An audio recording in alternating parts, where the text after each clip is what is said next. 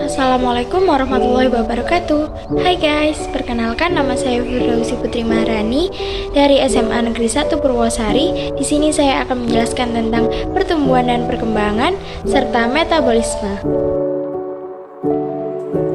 Materi yang pertama yaitu pertumbuhan dan perkembangan. Simak materinya yuk.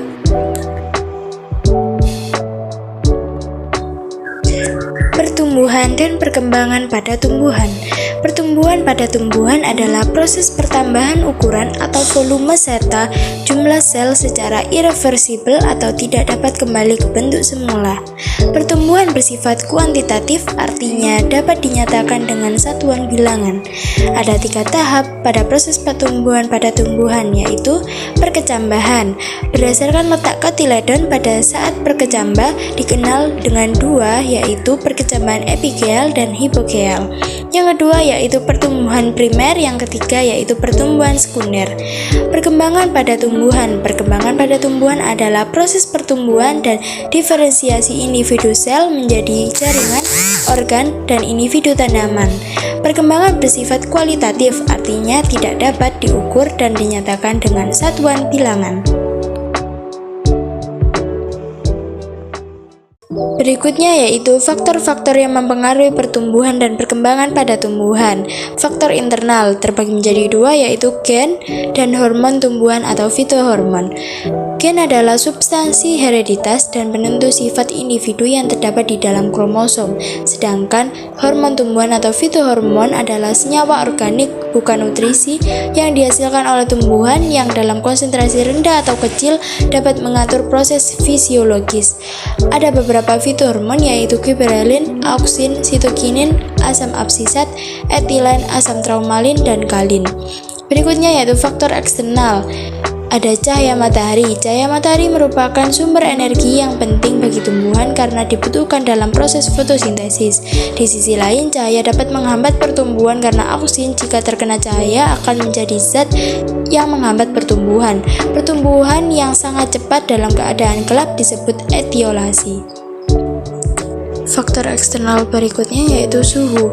Suhu yang ideal bagi tumbuhan sehingga pertumbuhan dan perkembangan berlangsung baik disebut suhu optimum, yaitu sekitar 10 hingga 38 derajat Celcius. Berikutnya yaitu kelembapan. Penguapan air akan meningkat apabila kelembapan rendah, akibatnya tumbuhan dapat menyerap banyak nutrien. Keadaan ini memacu pertumbuhan tanaman. Yang keempat yaitu nutrisi atau nutrien. Biasanya tumbuhan mengambil nutrien dalam bentuk ion dan beberapa diambil dari udara. Unsur makro yaitu unsur-unsur yang banyak dibutuhkan tanaman, diantaranya C, O, P, H, K, N, S, F, E, C, A, dan Mg.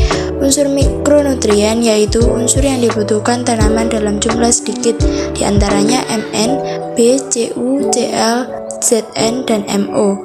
Yang terakhir yaitu air dan oksigen. Berikutnya yaitu duplikasi hasil percobaan. Berikut ini format laporan penelitian ilmiah. Yang pertama, bagian depan terdiri dari judul, kata pengantar, daftar isi, daftar tabel, daftar gambar, daftar ilustrasi, dan abstrak. Yang kedua yaitu bagian isi, terdiri dari pendahuluan, tinjauan pustaka, metode penelitian, hasil dan pembahasan, kesimpulan dan saran, daftar pusaka, dan juga lampiran. Selanjutnya kita akan membahas tentang metabolisme. Pengertian metabolisme. Metabolisme adalah keseluruhan reaksi kimia yang berlangsung di dalam tubuh makhluk hidup yang terjadi di dalam sel. Metabolisme dibedakan menjadi 2 macam, yaitu katabolisme, yaitu reaksi penguraian senyawa kompleks menjadi senyawa sederhana dengan bantuan enzim, dan anabolisme, yaitu reaksi penyusunan zat dari senyawa kompleks yang berlangsung di dalam sel.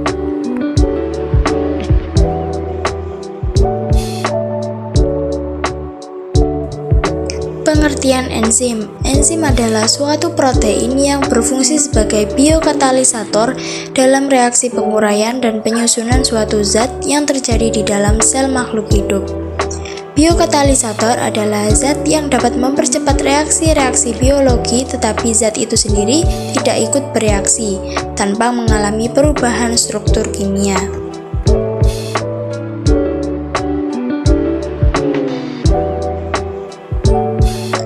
pembagian enzim biokatalisator.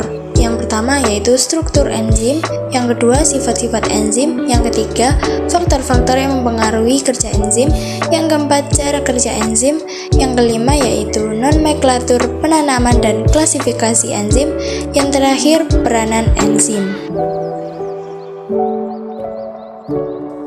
Yang pertama yaitu struktur enzim. Secara kimia, enzim yang lengkap atau holoenzim tersusun atas dua bagian, yaitu bagian protein yang disebut apoenzim dan bagian bukan protein yang disebut gugus prostetik.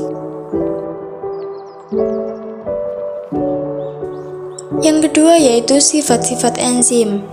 Sebagai biokatalisator, merupakan suatu protein atau dapat menggumpal pada suhu tinggi dan dipengaruhi oleh pH, dapat bekerja secara bolak-balik atau irreversible, hanya dapat bekerja untuk substratnya yang cocok, diperlukan dalam jumlah yang sedikit, dan rusak oleh panas atau denaturasi. Yang ketiga yaitu faktor-faktor yang mempengaruhi kerja enzim. Suhu. Enzim bekerja optimal pada suhu 30 hingga 40 derajat Celcius dan akan rusak pada suhu yang tinggi. pH. Enzim bekerja pada pH netral. Kerja enzim terhambat pada kondisi asam atau basa. Konsentrasi enzim dan substrat, yang terakhir yaitu aktivator atau zat penggiat dan inhibitor atau zat penghambat. Yang keempat yaitu cara kerja enzim. Cara kerja enzim dapat dijelaskan dengan dua teori, yaitu teori kunci gembok atau lock and key teori dan teori ketetapan induksi atau induced feed theory. Yang kelima yaitu nomenklatur atau penanaman dan klasifikasi enzim. Penanaman enzim didasarkan pada substrat yang dipengaruhi dari reaksi kimia yang terjadi ditambah dengan akhiran ase dan berdasarkan penggabungan dari nama substrat dan jenis reaksi ditambah akhiran ase. Berdasarkan peristiwa yang terjadi di dalam suatu reaksi enzim ada dua, yaitu enzim desmolase dan enzim hidrolase. Yang keenam yaitu peranan enzim. Pertama, oksidasi yaitu reaksi pelepasan molekul hidrogen, elektron atau penambahan oksigen. Yang kedua, reduksi yaitu reaksi penambahan hidrogen, elektron atau pelepasan oksigen. Yang ketiga, hidrolisis. Yang keempat, dekarboksilasi yaitu pelepasan CO2 dan gugusan karboksil atau min-CuOH. Yang kelima yaitu fosforilasi, yaitu reaksi pelepasan fosfat. Yang keenam, dehidrasi, yaitu reaksi pelepasan H2O. Ketujuh, deaminase, yaitu reaksi pelepasan NH. Dan yang terakhir, transferase, yaitu reaksi pemindahan suatu radikal. Katabolisme karbohidrat. Katabolisme merupakan salah satu proses yang terjadi di dalam sel hidup. Ada dua macam respirasi karbohidrat, yaitu respirasi aerob dan respirasi anaerob. Respirasi aerob adalah respirasi yang menggunakan oksigen bebas untuk mendapatkan energi, sedangkan respirasi anaerob adalah reaksi pemecahan karbohidrat untuk mendapatkan energi tanpa menggunakan O2 sebagai penerima elektron akhir pada saat pembentukan ATP. Tahapan respirasi aerob. Yang pertama, glikolisis. Glikolisis adalah proses pengubahan molekul glukosa menjadi asam pirufat dengan menghasilkan NADH dan ATP yang berlangsung dalam sitoplasma atau di luar mitokondria. Yang kedua yaitu dekarboksilasi oksidatif asam pirufat berlangsung pada matriks mitokondria. Proses ini akan mengubah asam pirufat menjadi asetil-CoA. Yang ketiga yaitu siklus Krebs.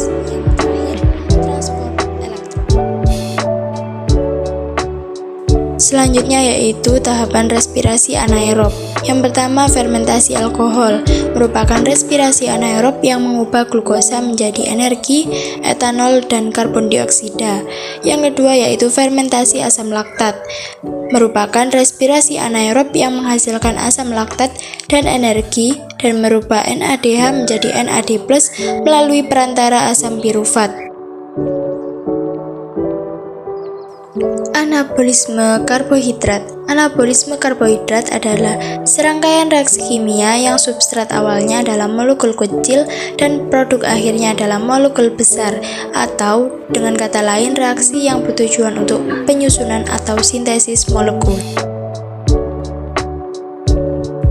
Pembagian anabolisme karbohidrat. Yang pertama, fotosintesis. Fotosintesis adalah peristiwa penyusunan zat organik atau karbohidrat dari zat anorganik atau H2O dan CO2 dengan bantuan cahaya matahari. Reaksi terbagi menjadi dua, reaksi terang atau reaksi Hill.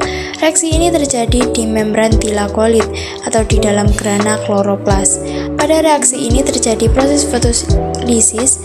Pada reaksi terang terdapat dua fotosistem unit pengumpul cahaya dari membran tilakolit, yaitu fotosistem 1 dan 2, dan ada dua aliran elektron, yaitu fotosistem 1 P700 yang bersifat siklik dan dari fotosistem 2 P680 bersifat non-siklik, serta reaksi gelap tanpa bantuan cahaya matahari. Selanjutnya yang kedua yaitu jalur C3, jalur C4, dan jalur CAM. Yang ketiga yaitu jalur C2, jalur gliolat atau fotorespirasi. Fotorespirasi ditemukan oleh pakar fisiologis dari USA yaitu J.P. Decker. Yang keempat yaitu kemosintesis. Kemosintesis adalah proses penyusunan bahan organik yang dilakukan dengan energi yang diperoleh dari pemecahan senyawa kimia secara ekserogenik. Sekian materi yang bisa saya sampaikan. Thanks for watching. Bye-bye.